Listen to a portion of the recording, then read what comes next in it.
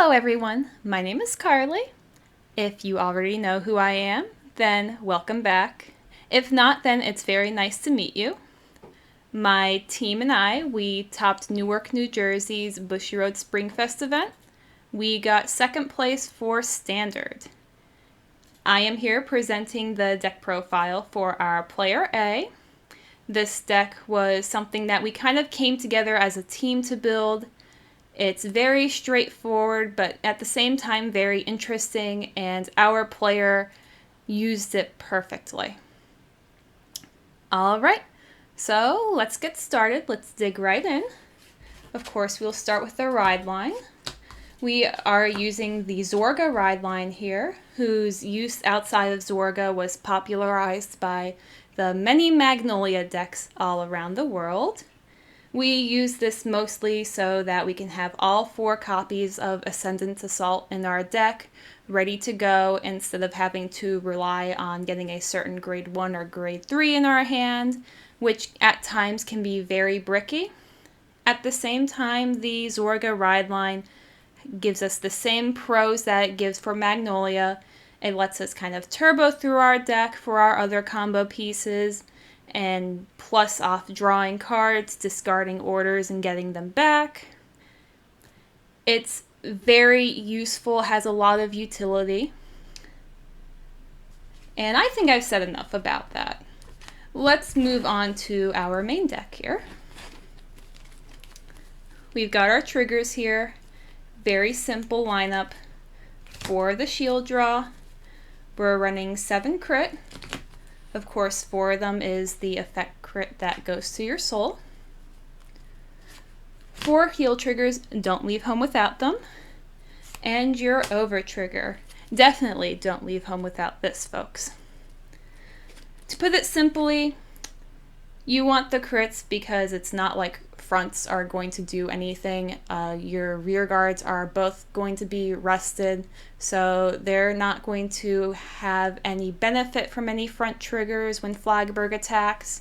You really want to go heavy on the crits because you're hoping that your opponent no guards you when you make them drop 3 or more to guard, and then you get a nice crit to seal the game. That's the ideal anyway. Whether or not it happens, that's up to your luck. Okay, so let us move on. We've got some wonderful grade 1s here. We've got 4 perfect guards. Don't leave home without these either. 3 in search of an ideal faraways. 4 spiritual body condensation. 2 prized trident. And 3 copies of Admantus. So, spiritual body condensation, you definitely want to use this. He gets back your inlet pulses, he gets your Ascendant Assaults back that may have found their way into the drop zone.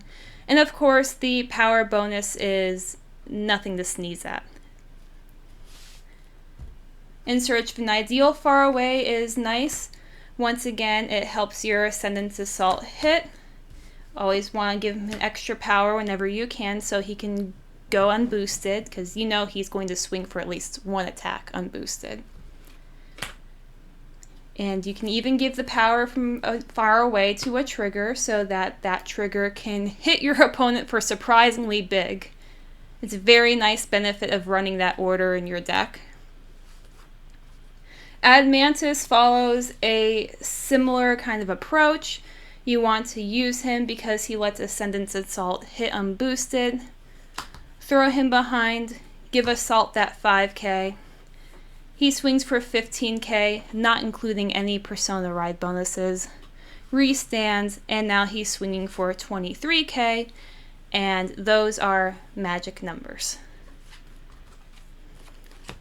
Okay, let's move on here to our lovely grade 2s. So as we've mentioned several times, we run Ascendant Assault at 4 in our main deck, so we can draw into him. And we also run 3 Aglio. Aglio follows a similar usage as Admantus does. You retire him, give 2 of your units 5k.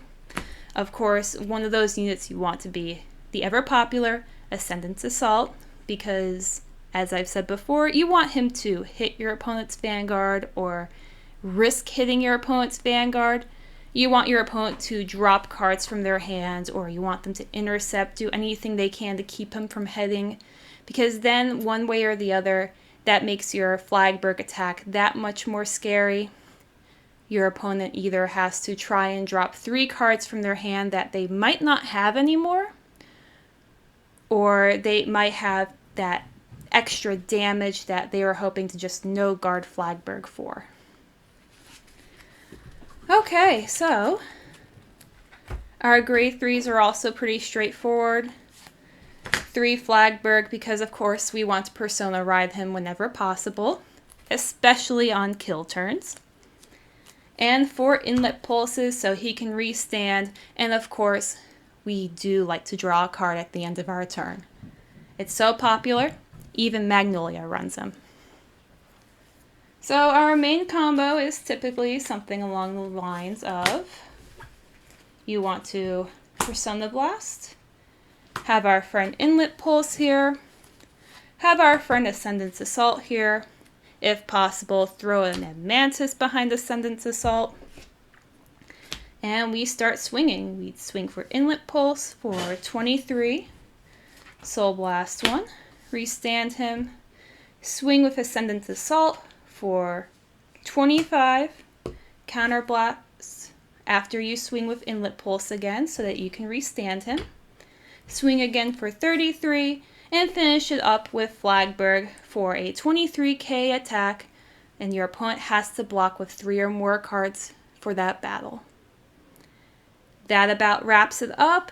This deck is a little dependent on what your opponent's doing. You have to know when to be aggressive in the early game or when to hold back. But that is really up to you for the player to decide. So what do you think? What would you do? Are there any changes you'd make to the deck? Are you planning on trying this out yourself? Let me know. Thank you so much for watching.